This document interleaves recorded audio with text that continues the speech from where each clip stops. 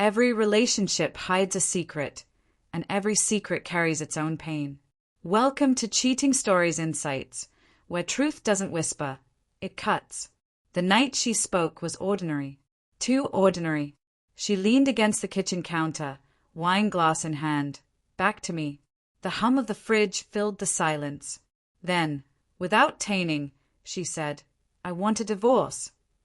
My pulse slowed instead of racing, as if my body refused to betray her words with a reaction. She finally faced me, lips curved in that rehearsed, mirror-perfect smile. "My career is taking off," she said. "I have big plans. You don't fit anymore." Her words were brittle, desperate for a sting. But I gave none, only a slow exhale. And then I smiled, because her mistake had already been made. The signs were there, subtle yet obvious.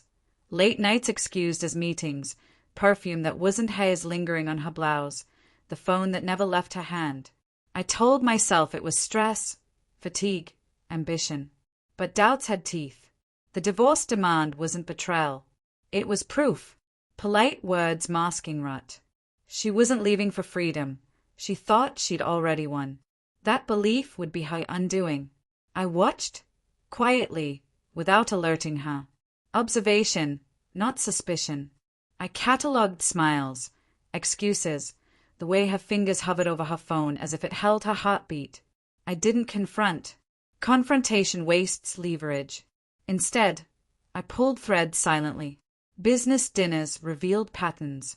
Charges on her card pointed to places I'd never go. One night, while she showered, I accessed her laptop, not by force, but by memory. Passwords drawn from her own vanity. A cloud folder synced to my drive. Photos, dozens, some blurred, some posed, all unmistakable.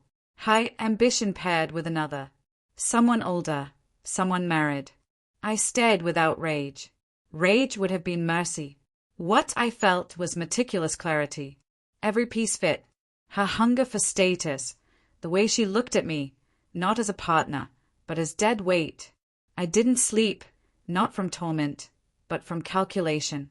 By morning, I knew exactly how to act. The evidence was digital, permanent. Files, timestamps, faces caught in indiscretion. She entered the kitchen, yawning theatrically. I was already there, coffee steaming, laptop open. "Morning," she said, feigning warmth. I turned the screen. One photo. Her hand on his chest, his lips pressed to her neck, eyes half closed in a moment she thought secret. Her breath caught. I said one word, "Don't." She staggered, hands to her mouth, tears threatening, fear, not remorse. I leaned forward, calm. "You thought this would stay hidden. Too late. I've sent them. Friends, family, colleagues, all." She collapsed, sobbing. I didn't gloat. Silence carried the weight. Revenge isn't fire. It's ice. I had frozen her world solid. That evening, I packed one suitcase. She clung to me, begging. I turned, still. "You had plans. Now so do I." I left. The night air was cold, sharp, but clean. For the first time in months, it was clean. She wanted a future without me. I gave her one, built from the ruins of her own deception. And me? Clarity, finality, freedom. Truth doesn't just liberate, it destroys. And sometimes, that's enough.